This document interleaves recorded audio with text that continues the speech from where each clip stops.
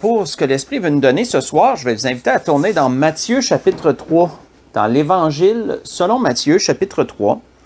On va lire du verset 1 au verset 6 pour introduire le sujet que l'Esprit veut nous donner ce soir. Dans l'Évangile selon Matthieu chapitre 3, verset 1 au verset 6. Il nous est dit qu'en ce temps-là, parut Jean-Baptiste, prêchant dans le désert de Judée. Il disait, « Repentez-vous, car le royaume des cieux est proche. » Jean est celui qui avait été annoncé par Ésaïe le prophète lorsqu'il dit, « C'est ici la voix de celui qui crie dans le désert, préparez le chemin du Seigneur, aplanissez ses sentiers. » Jean avait un vêtement de poil de chameau et une ceinture de cuir autour des reins. Il se nourrissait de sauterelles et de miel sauvage. Les habitants de Jérusalem, de toute la Judée et de tout le pays des environs du Jourdain se rendaient auprès de lui, et confessant leurs péchés, ils se faisaient baptiser par lui dans les eaux du Jourdain. On va arrêter ici.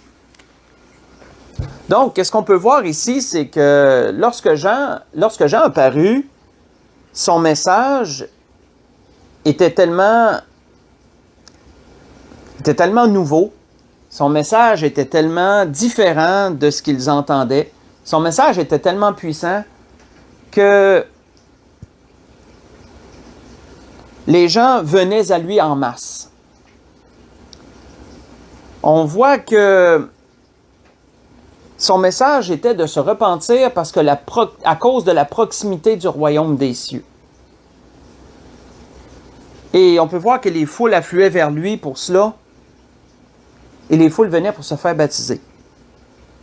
Marc, lui, rajoute un peu à ce que Matthieu nous dit à propos des discours de Jean.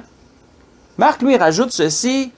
Il dit que Jean prêchait le baptême de la repentance pour le pardon des péchés. Vous voyez ça dans Marc 1, verset 4. Pour le pardon des péchés. Et quand je lisais ça, ce sur quoi l'Esprit m'a arrêté, c'était la réaction des gens face au message. On peut voir que les gens, de ce qui nous est dit ici, avaient tous une même réaction face au message de Jean le Baptiste. Les gens confessaient leurs péchés. Lorsque les gens entendaient le message de repentance parce que le royaume des cieux est proche, le message de pardon des péchés, que Dieu voulait accorder le pardon des péchés, on peut voir que les gens ont tous eu, frères et sœurs, une même réaction. Il ne nous est pas dit qu'il y en a qui ne le faisaient pas, sauf les pharisiens, qui ont été réprimandés par Jean. On peut voir que le peuple qui venait à lui confessait leurs péchés afin d'être baptisés.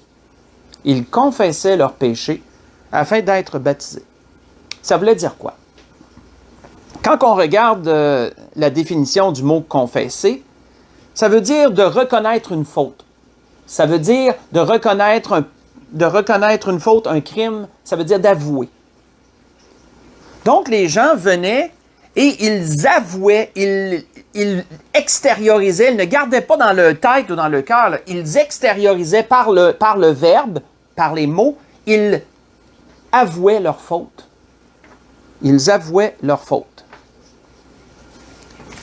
Pourquoi les gens faisaient-ils cela?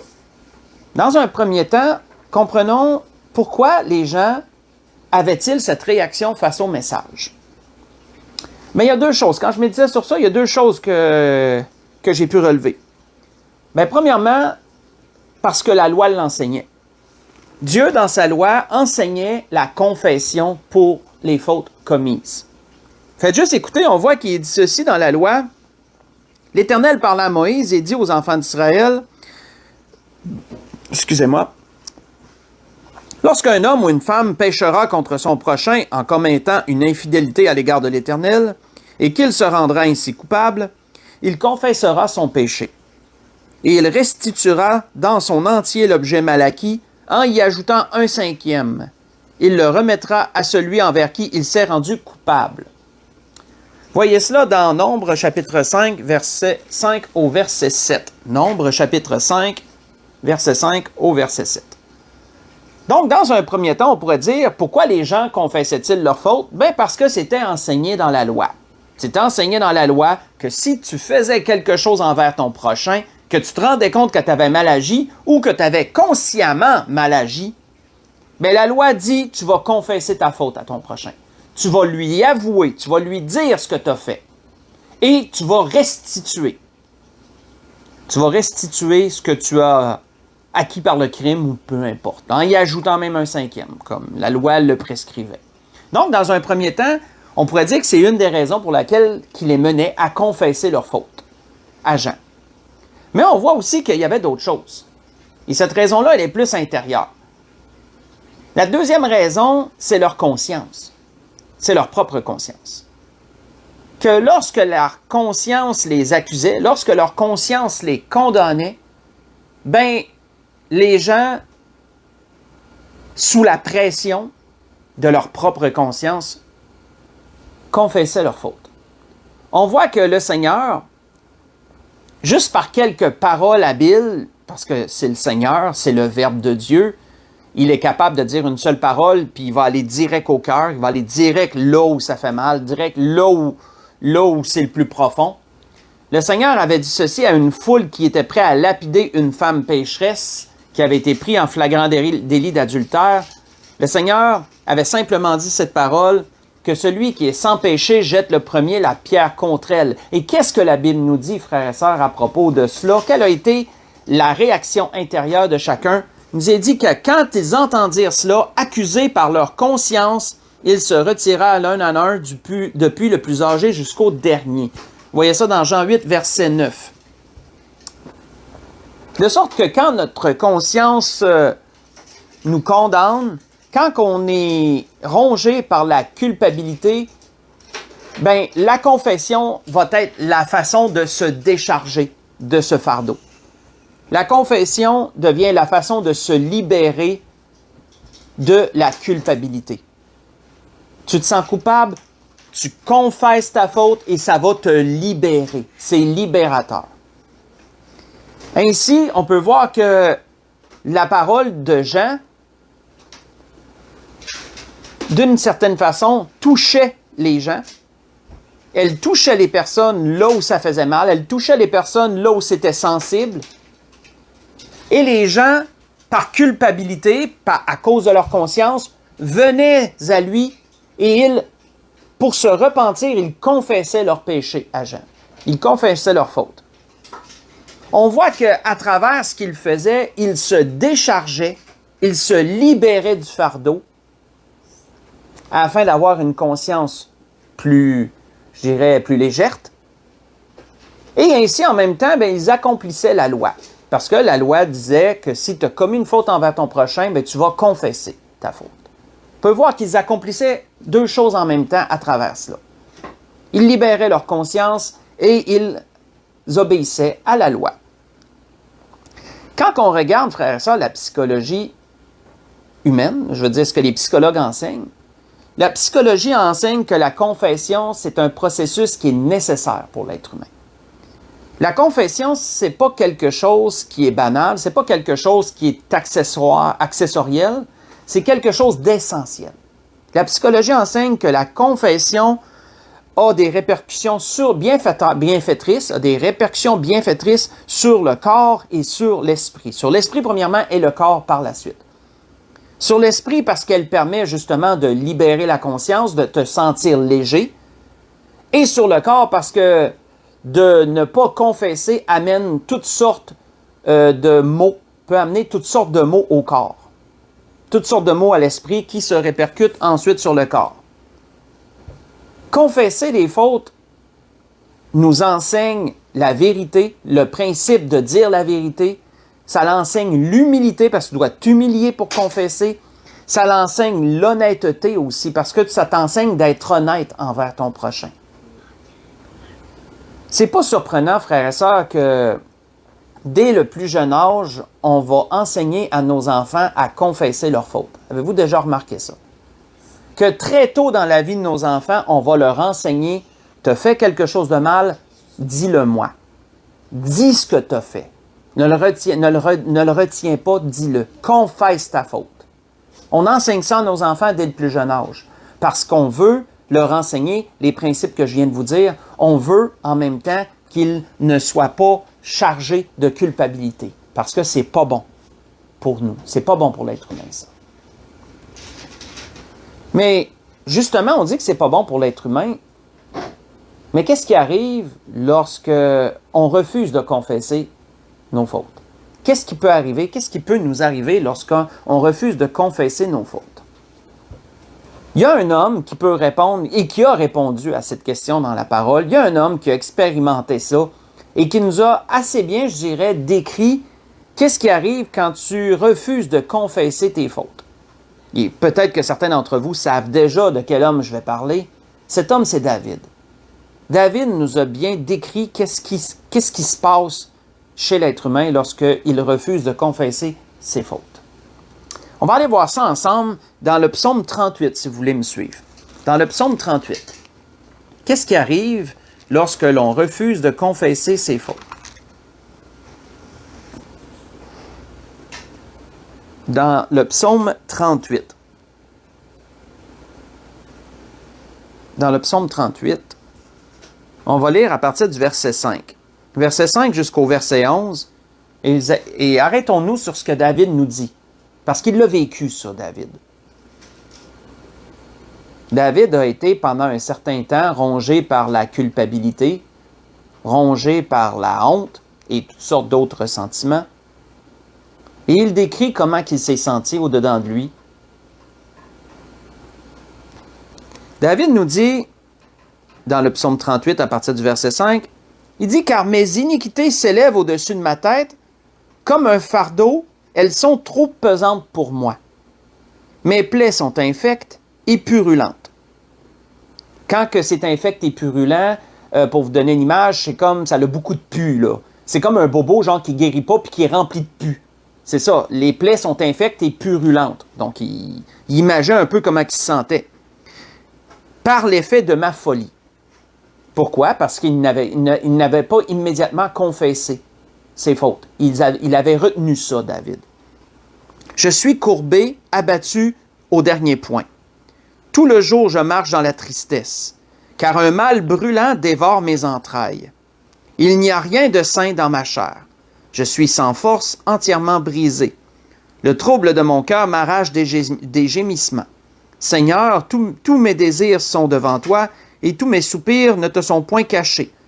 Mon cœur est agité, ma force m'abandonne, et la lumière de mes yeux n'est plus même avec moi. On va arrêter ici. On voit que David a dû à un moment donné confesser son péché. Parce que de refuser de le confesser, ça lui avait amené de devenir misérable. Ça lui avait amené d'expérimenter toutes sortes de maux. On peut voir que David, il décrit comment il se sentait à l'intérieur. Il était devenu tourmenté, il se sentait faible, il se sentait troublé, il se sentait agité. On voit qu'il disait qu'un mal brûlant le dévorait, que c'était pesant, c'était un fardeau pesant, qu'il se sentait abattu, que décrit même comment il se sentait à l'intérieur comme une plaie qui ne guérissait pas, etc., etc. On voit que le refus de confesser son péché l'avait amené à s'empoisonner à petit feu, puis à se consumer de l'intérieur à petit feu.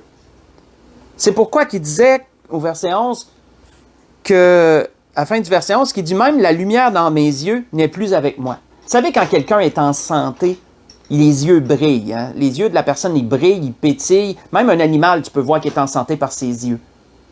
Mais quand David dit que la lumière dans ses yeux n'était même plus avec lui, tu peux voir que quand quelqu'un, il n'a plus les yeux pétillants, là, c'est quelqu'un qui est malade. C'est quelqu'un qui est malade, on voit même ça dans les animaux. Ils n'ont pas les yeux brillants, il a les yeux ternes. L'animal est malade. C'est la même chose pour l'être humain. David se décrivait comme ça parce qu'il avait vraiment retenu longtemps de confesser sa faute, qu'il se sentait comme ça. Et savez, selon la psychologie, ce que David nous décrit, ça va exactement avec la psychologie. Parce que selon la psychologie, quelqu'un qui refuse de confesser ses fautes va s'empoisonner. Il va s'empoisonner, il va se détruire tranquillement. Et c'est pas une chose comme de raison qui est souhaitable. C'est pas une chose qui est souhaitable. On voit que David, la seule façon qu'il a pu se libérer de son fardeau, parce que c'était devenu un fardeau, il le dit lui-même, le fardeau est trop pesant, ses péchés s'élèvent au-dessus de sa tête, sont trop pesants pour lui. La seule façon qu'il a pu se libérer de ce fardeau, c'était en confessant sa faute. Ça a été en confessant au prophète Nathan son péché. Après que Nathan l'ait lui-même confronté par rapport à ça. On voit que David nous décrit comment il s'est senti à travers la confession, comment il s'est senti, puis ça décrit bien un peu l'effet. Ça décrit l'effet. David avait dit ceci, il avait dit ô Dieu, il avait dit ceci lorsque Nathan le prophète vint à lui, après que David fut allé vers Bathsheba. Il a dit, ô Dieu, aie pitié de moi dans ta bonté. Excusez-moi, selon ta grande miséricorde, efface mes transgressions. Lave-moi complètement de mon iniquité, purifie-moi de mon péché, car je reconnais mes transgressions. Mon péché est constamment devant moi, j'ai péché contre toi seul, et j'ai fait ce qui est mal à tes yeux. Ça, c'est un exemple de confession. Vous voyez ça dans le psaume 51, versets 1 à 6. David reconnaît son péché, il l'avoue, il confesse. Et ça, qu'est-ce que ça l'a amené? Ça l'a amené que David s'est déchargé de ce fardeau. En le confessant, en l'extériorisant par le verbe, par la bouche, il s'est déchargé, il s'est soulagé de ce fardeau-là. Il s'est libéré de ces entraves-là. Et si on revient à notre introduction, si on revient à ce qu'on a vu en introduction, on peut comprendre pourquoi le peuple, dans un premier temps, ont confessé leurs fautes lorsqu'ils allaient vers Jean et qu'ils ont entendu ce grand message de repentance parce que le royaume des cieux est proche. Ils ont désiré se libérer, se décharger de leur fardeau. Pas leur fardeau des briques ou des sacs, non, leur fardeau psychologique. Leur fardeau psychologique. Ces choses qu'ils gardaient cachées, mais que pourtant Dieu savait. Ils ont voulu s'en libérer. Et on peut comprendre pourquoi ils venaient à Jean et ils se confessaient. C'était libérateur.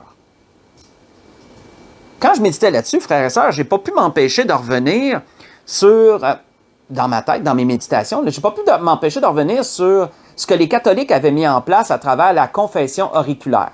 Certainement, plusieurs d'entre vous savez de quoi je parle parce que vous l'avez sans doute vécu. On peut dire ce qu'on veut de la religion catholique.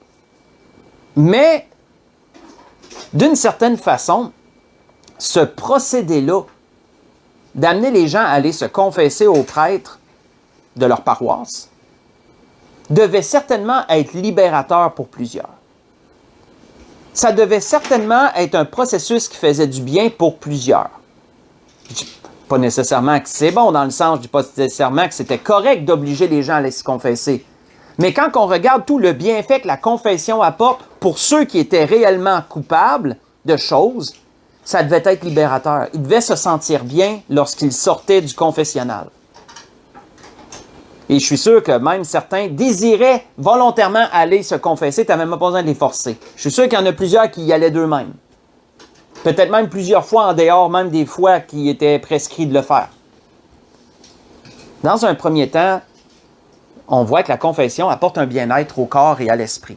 Et c'est quelque chose de nécessaire à l'être humain.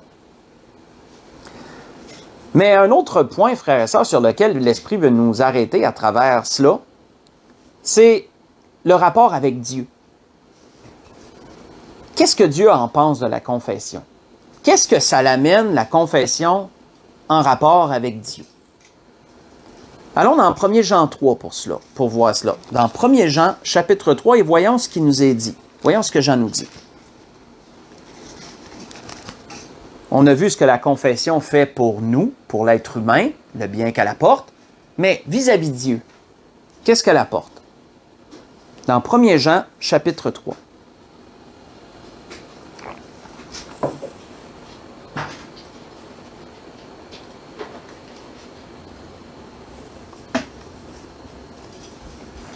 1 Jean chapitre 3, si on lit à partir du verset 18 jusqu'au verset 22. Verset 18 jusqu'au verset 22. Il nous est dit, petits enfants, disait Jean. 1 Jean, chapitre 3, verset 18 au verset 22. Petits enfants, n'aimons pas en parole et avec la langue, mais en action et avec vérité. Par là, nous connaîtrons que nous sommes de la vérité, et nous rassurerons nos cœurs devant lui, en parlant devant Dieu. Car si notre cœur nous condamne, Dieu est plus grand que notre cœur et il connaît toutes choses. Bien-aimés, si notre cœur ne nous condamne pas, nous avons de l'assurance devant Dieu. Quoi que ce soit que nous demandions, nous le recevons de lui parce que nous gardons ses commandements et que nous faisons ce qui lui est agréable. On va arrêter ici. Est-ce qu'on s'est déjà arrêté, frères et sœurs, sur l'importance de la confession vis-à-vis de Dieu? Que Dieu ne considère pas la confession comme quelque chose d'ordinaire, mais comme quelque chose de nécessaire. C'est nécessaire pour l'homme, mais c'est nécessaire aussi pour notre relation avec Dieu. Parce qu'il nous est dit ici que si notre cœur ne nous condamne pas, on a de l'assurance devant Dieu. Dans quel sens ton cœur te condamnerait? C'est lorsque tu as besoin de confesser quelque chose. Si tu n'as rien à confesser, ton cœur ne te condamnera pas.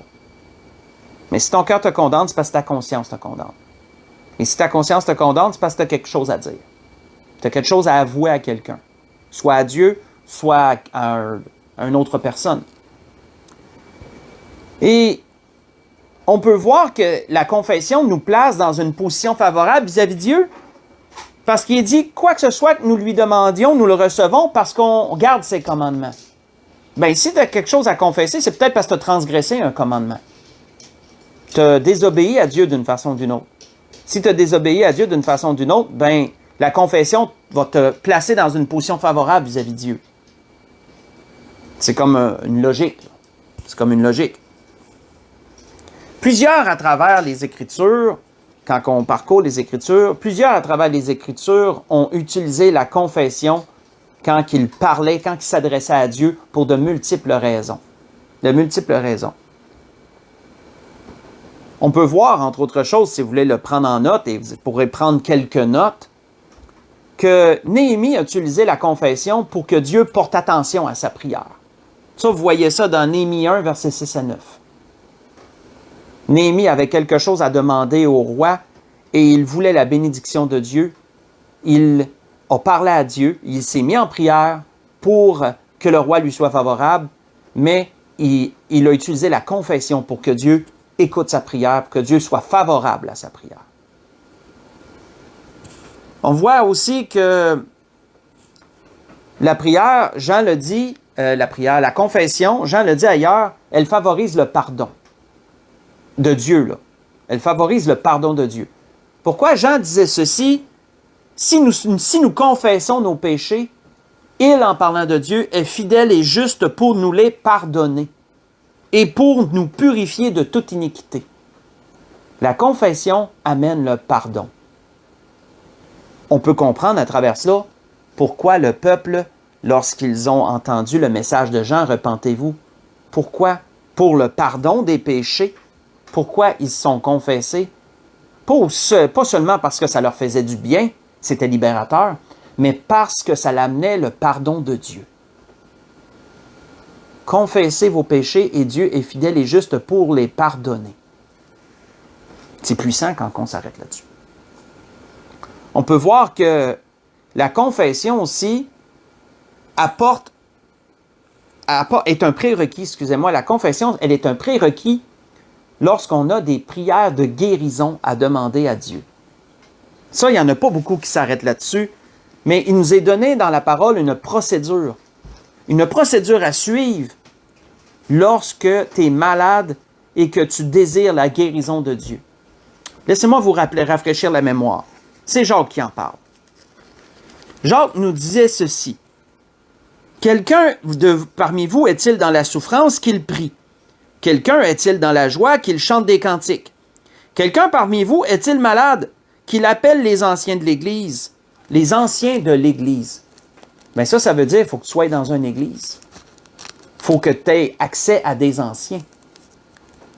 Pas comme la plupart des gens de nos jours qui disent que l'Église est plus nécessaire et qui s'enseignent chez eux à travers Internet, je veux dire d'une façon quotidienne, là, tout le temps, et qui négligent les églises. Non. On parle de l'Église ici. Juste une parenthèse que je rouvre et que je referme.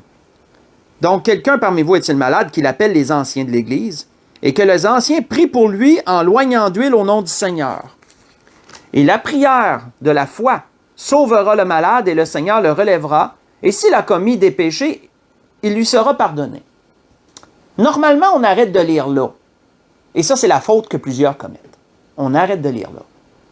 Mais la suite nous révèle quelque chose d'essentiel pour que Dieu exauce la prière de la foi, la prière de guérison.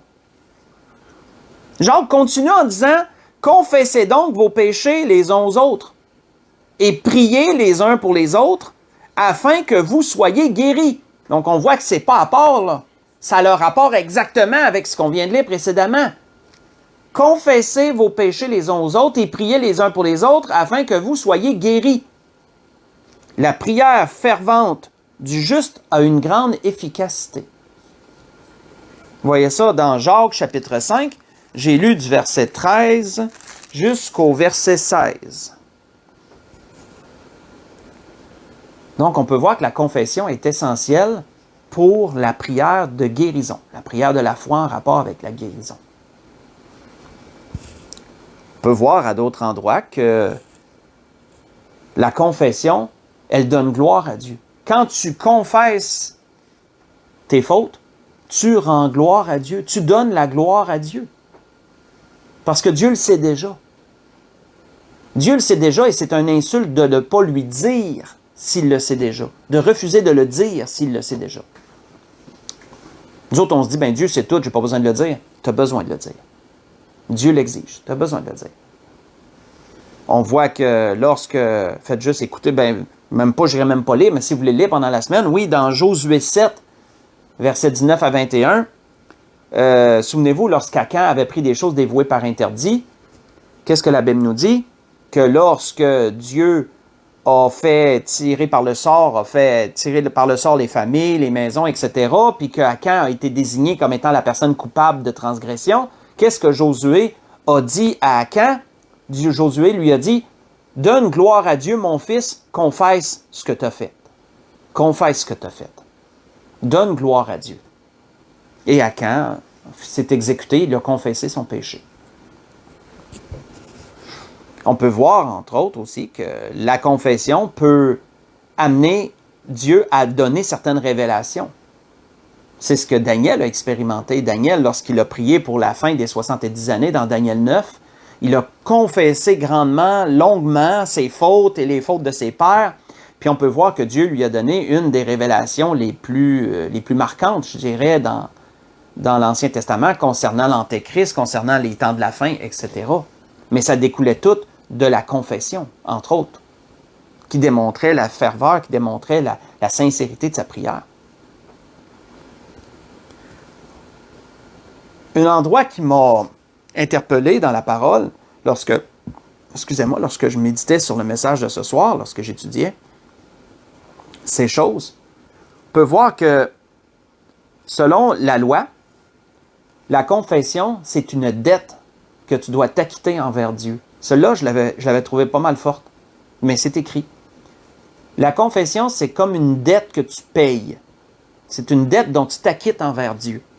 Et faites juste écouter, je vais vous lire la portion de la loi où c'est écrit ça.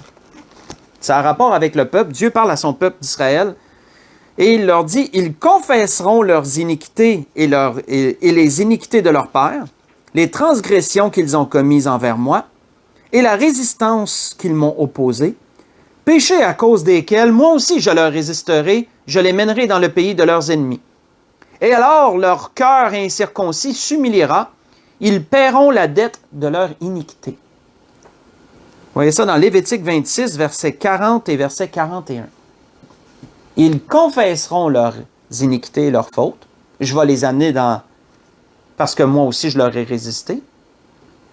Et lorsqu'ils vont s'humilier de cette façon-là, ils paieront leur dette.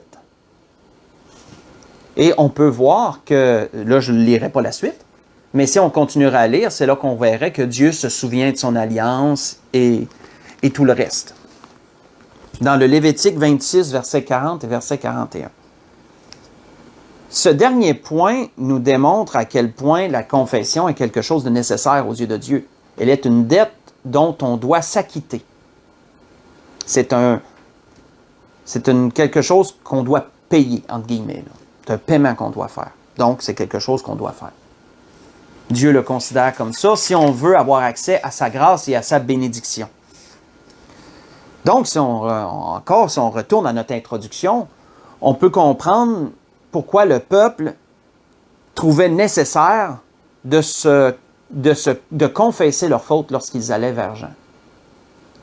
Et qu'est-ce que ça l'amenait, ça, de confesser leurs fautes? On voit que qu'est-ce que ça allait amener avait déjà été prophétisé lorsque l'ange avait visité Zacharie. Lorsque Zacharie avait rencontré l'ange plus tôt et qu'il avait reçu la prophétie qu'il y aurait un fils et qui devrait l'appeler Jean, l'ange Gabriel lui avait dit qu'est-ce que ça l'amènerait, ça? Qu'est-ce que Jean amènerait à travers le message et à travers ce que ça susciterait chez le peuple? Il lui avait dit quoi, l'ange? Faites juste écouter, ça vaut la peine. L'ange avait dit, il marchera, en parlant de Jean, il marchera devant Dieu avec l'esprit et la puissance d'Élie pour ramener les cœurs des pères vers leurs enfants, les rebelles à la sagesse des justes, afin de préparer au Seigneur un peuple bien disposé. Dans Luc chapitre 1, verset 17. Préparer au Seigneur un peuple bien disposé. Le confesser leurs fautes allait préparer leur cœur à recevoir le Seigneur, à rencontrer le Seigneur. Vous savez, c'est la même chose dans notre relation avec Dieu.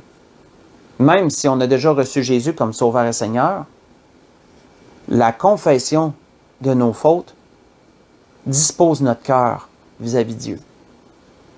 Ça rend notre cœur bien disposé. Et donc, à travers tout ce qu'on a vu ce soir, je crois que l'Esprit nous a bien décrit, nous a bien exposé la nécessité de la confession. C'était le sujet que l'Esprit avait pour nous ce soir. On a vu que la confession, elle est nécessaire pour le corps et l'esprit, elle est bienfaitrice, elle est libératrice, elle permet de s'alléger l'âme, de s'alléger l'esprit, le cœur. Elle donne un bien-être au corps à cause des répercussions d'un esprit léger et tout.